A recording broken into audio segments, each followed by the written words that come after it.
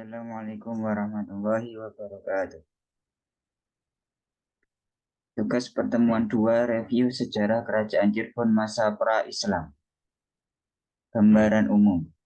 Sebelum lahirnya Cirebon sebagai kota seperti saat ini, Cirebon adalah sebuah pedukuhan yang berkembang menjadi negeri kemudian menjadi sebuah kerajaan. Sebutan negeri Caruban atau Cirebon itu adalah menurut nama ibu kotanya. Ialah Caruban yang berarti pusat tempat percampuran penduduk. Hal ini karena letak Cirebon yang merupakan kota pelabuhan yang sejak abad 17 Masehi sudah ramai sebagai jalur perdagangan internasional. Kebanyakan para pedagang biasanya berlabuh untuk kemudian menunggu musim berlayar kembali hingga membentuk koloni dan lama-kelamaan membaur dengan pribumi. Letak Cirebon sebelum kekuasaan Islam memimpin adalah di bawah kekuasaan kerajaan Galuh yang berada di bawah kerajaan besar yaitu Pajajaran. Di bawah kekuasaan kerajaan Pajajaran, Cirebon biasa mengirimkan buku bukti atau upeti setiap tahunnya berupa hasil bumi, yaitu beras, terasi, garam, dan petis. Pelabuhan Cirebon berada di teluk yang terlindung dari gelombang laut. Pelabuhan Cirebon juga terletak cukup jauh dari pelabuhan besar lainnya. Di tengah Pulau Jawa bagian utara, di antara pelabuhan Jepara, Tuban, dan Surabaya, di daerah timur, dan pelabuhan Sunda Kelapa atau Jayakarta dan Banten di sebelah barat. Oleh karena itu, pelabuhan Cirebon menjadi mata rantai dalam perdagangan di Kepulauan Nusantara dan perairan Asia. Peran pelabuhan Cirebon inilah yang menyebabkan sejak abad ke-9 Masehi, pelabuhan Cirebon sudah ramai oleh para pedagang lokal maupun internasional. Pembagian wilayah. Sebelum berdirinya kekuasaan politik Islam di bawah kepemimpinan Sunan Gunung Jati, wilayah Cirebon dapat dikelompokkan atas dua daerah, yaitu daerah pesisir disebut dengan nama Cirebon Larang dan daerah pedalaman yang disebut Cirebon Girang. Cirebon Larang adalah sebuah daerah bernama Tubuh Pesambangan dan Cirebon Girang adalah Lemah Wungkok.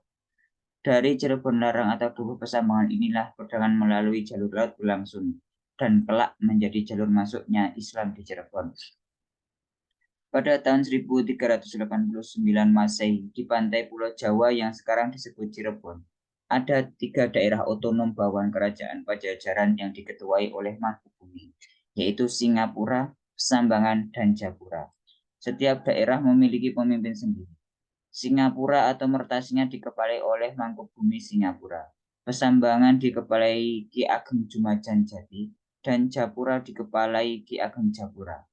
Dari ketiga daerah otonom ini, salah satunya adalah Dukuh Pesambangan yang dalam perkembangannya berubah menjadi Cirebon.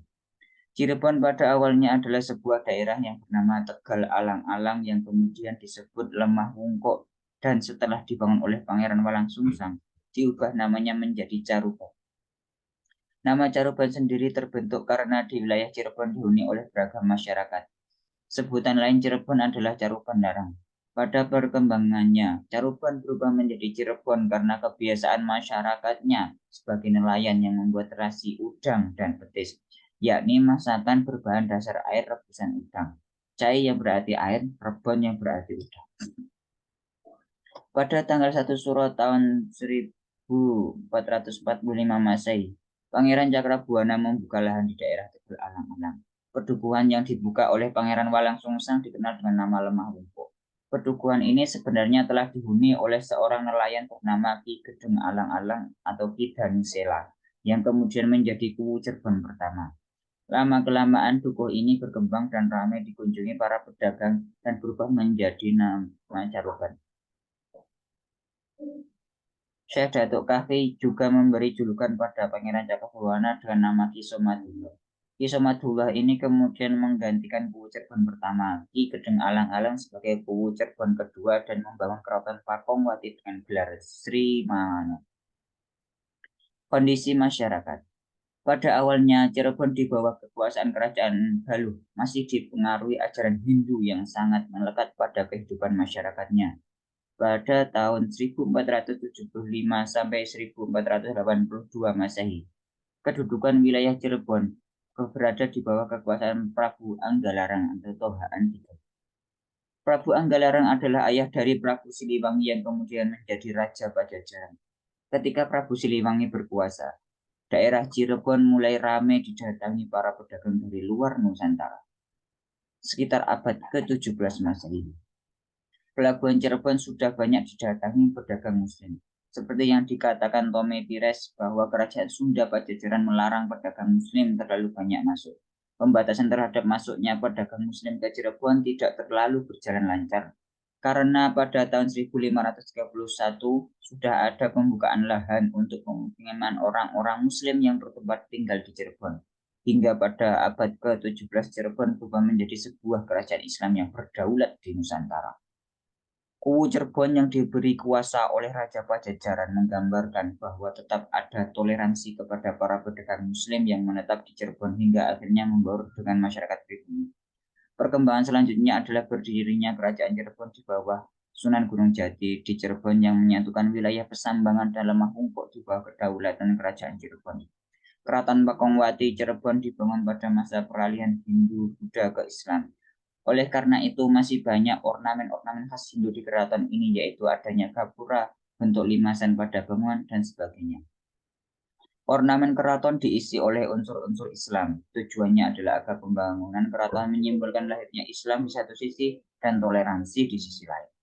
Bangunan-bangunan yang menjadi ciri khas zaman Hindu-Buddha disatukan dengan tujuan penyelenggaraan Islam.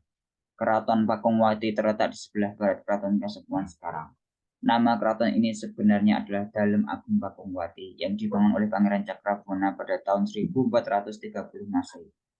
Pembangunan Keraton Pakongwati sendiri adalah untuk mendukung kegiatan ekonomi Cirebon yang berkembang pesat selain fungsi utamanya sebagai sarana dakwah Islam di Cirebon.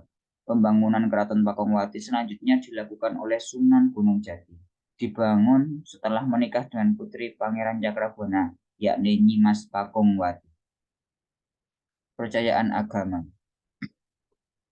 Pengaruh kebudayaan Hindu Jawa Barat baru nampak pada pertengahan abad ke-7 Masehi.